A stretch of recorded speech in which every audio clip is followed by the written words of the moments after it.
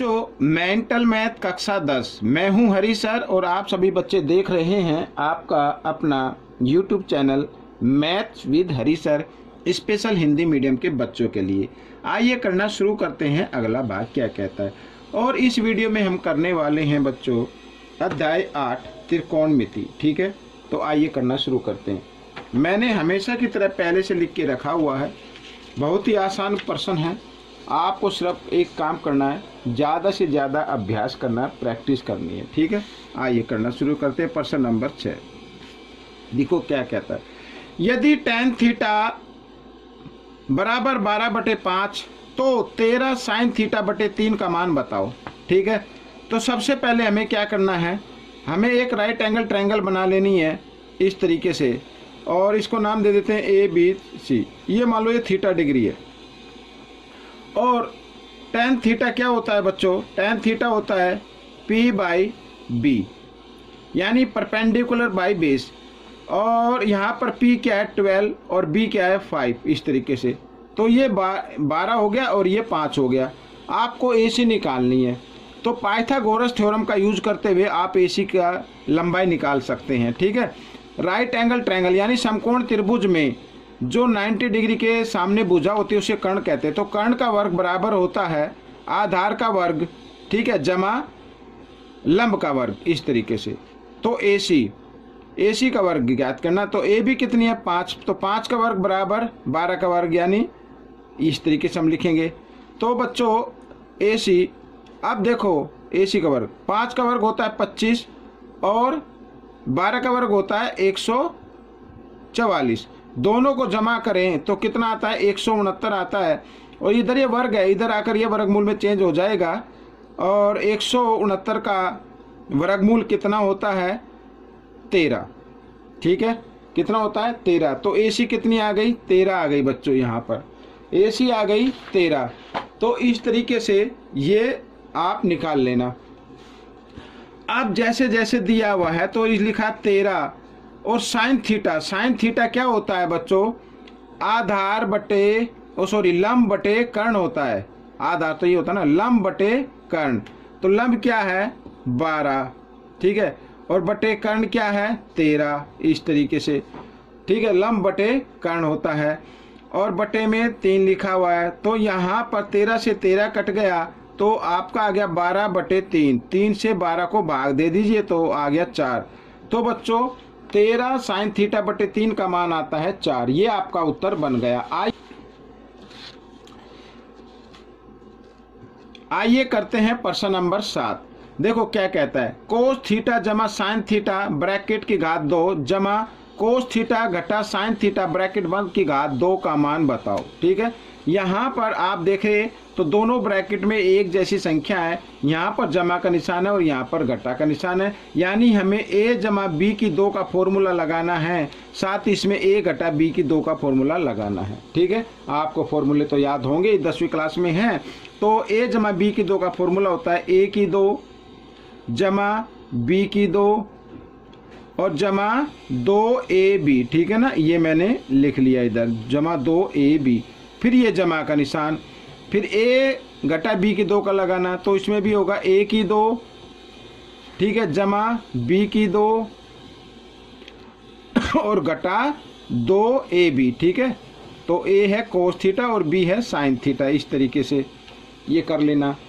अब देखो यहाँ पर ये घटा है और ये जमा है, तो घटा जमा घटा कट गए।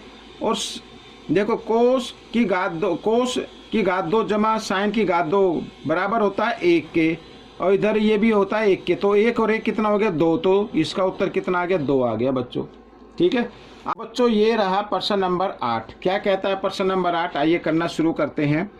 तो प्रश्न नंबर 8 कहता है यदि साइन A बराबर 1/2 हो तो 3 कोस A घटा 4 कोस की घात 3 A का मान ज्ञात करो। ठीक है ना, तो आइए देखो साइन A का मान 1/2 हो तो साइन A का मान 1/2 होता है बच्चों 30 डिग्री पर होता है, यानी A का मान कितना आ गया 30 डिग्री आ गया।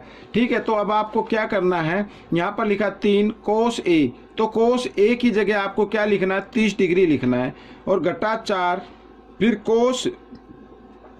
कोस की घात 3 और a लिखा है तो a की जगह क्या लिखना है, 30 डिग्री लिखना है। तो इसका मान हमें ज्ञात करना है। ठीक है, तो 3 कोस 30 डिग्री का मान होता है बच्चों वर्गमूल 3/2 होता है। ठीक है, वर्गमूल 3/2 होता है और घटा का निशान 4।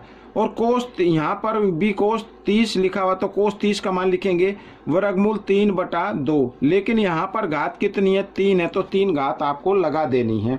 ठीक है, अब बच्चों यहाँ पर देखो तो 3 वर्गमूल 3 इसको इस तरीके से लिखेंगे। ठीक है, घटा यहाँ पर आ गया 4 और वर्गमूल 3 को जब 3 बार गुणा करेंगे इस तरीके से वर्गमूल 3 गुणा वर्गमूल 3 गुणा वर्गमूल 3। ठीक है, साथ ही 2 को भी गुणा करना 3 बार इस तरीके से।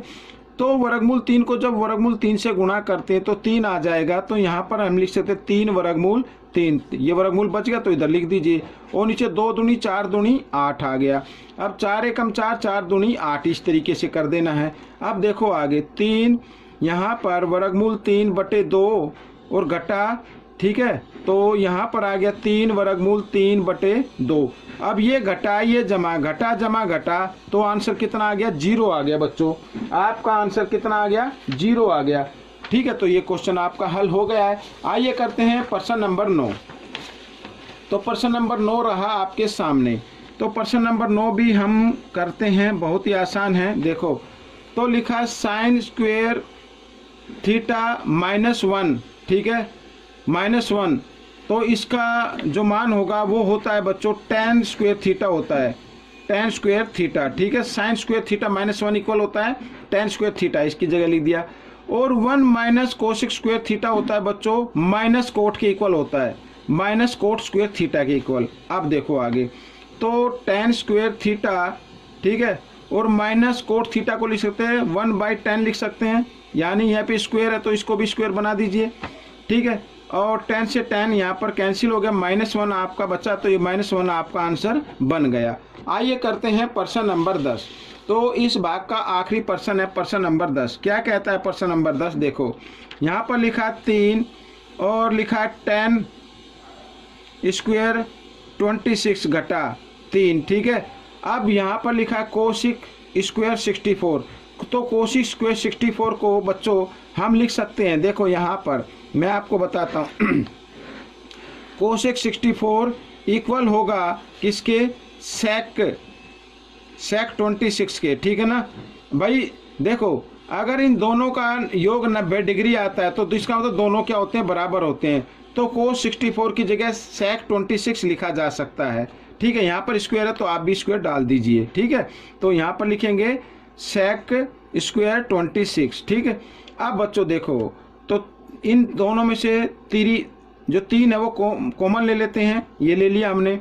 और यहाँ पर ब्रैकेट डालते हैं tan square 26 minus sec square 26। ठीक है, अब tan स्क्वायर थीटा, इसको थीटा मान लो 1 मिनट के लिए, tan square theta minus sec square theta equal होता है बच्चों -1 के इक्वल होता है। किसके इक्वल होता है, -1 के। देखो फॉर्मूले तो आपको याद करने पड़ेंगे तभी आप इसको कर पाएंगे। और 3 को 1 से गुणा करेंगे तो 3 एकम 3 तो घटा 3 आपका आंसर आ गया बच्चों। ठीक है, तो ये वीडियो कंप्लीट हो गई है।